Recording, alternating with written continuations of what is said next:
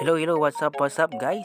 Update sa ating first batch na 8 eggs. Bali, isa lang po yung ating nabuhay sa ating eggs na 8. Bali, 7 po yung walang similya guys. Sa nakikita natin dahilan is mukhang 5 months old lang po yung ating hen at tapos lagi natin binubuksan po yung ating automatic na incubator, kaya isa lang po yung nabuhay guys. Kaya may aral po tayong natutunan dyan sa ating first batch guys, kaya hindi na po natin yan uulitin.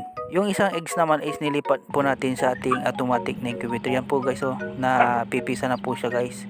Bali pang 19 days na po siyang ganyan. Tapos kinabukasan guys is ganyan na po siya guys. 20 days na naalis na po yung kanyang shell. Bali mukhang mahina pa po siya dyan guys. Nag-iisa po yung ating sisiw. Sa 21 days is meat tuka. Ang pangalan po natin sa ating chicks is tuka. Kaya hanggang sa muli, paalam.